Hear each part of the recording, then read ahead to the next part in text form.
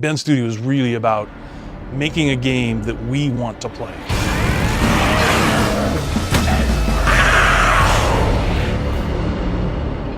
Ben Studio, from a development perspective, to me means a studio that's kind of punching outside its weight class. It's really kind of biting off a lot and chewing it and doing things that people didn't think were possible, and we just kind of said, we're gonna make this really big game called Days Gone. When we were tossing around ideas for a new IP, because we were given the chance to say, hey, Ben Studio, you can make something brand new, something, you're just gonna create this thing and create a world and create characters and create the gameplay experience. What we've always done is single-player narrative-driven games.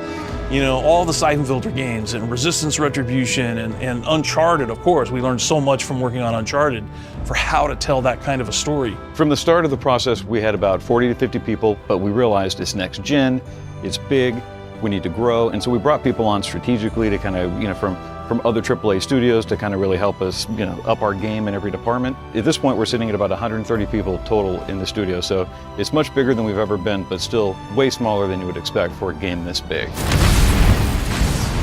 There is a lot of passion in the studio for the things that make up the game. We have a lot of guys at the studio that have Harleys and other types of bikes, and they all ride. We got a lot of people who, you know, longtime bikers and, you know, new bikers, you know, older guys like myself who kind of come into the fold and really wish we'd done it sooner, but it's a strong culture. We go on rides and it really kind of helps us relate to the experiences. I think that that's where the sort of the mojo in the studio comes in, is we have guys who are immensely talented at what they do. Like one engineer spearheaded the entire horde, as an example, figured out a way to get 500 creatures on the screen at the same time. I mean, that's an amazing achievement, and that's just one example where we have like peak individuals working at the top of their game, and that's the only reason Days Gone exists. Building an open world horde game with a motorcycle, new IP, all these things at once, and a new engine, a new team.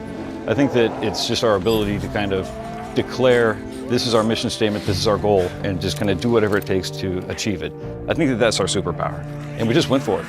In a way, I think that's like Deacon from the game, going up against a horde. That's been a metaphor for us making Days Gone. And I think that's only possible at Ben Studio.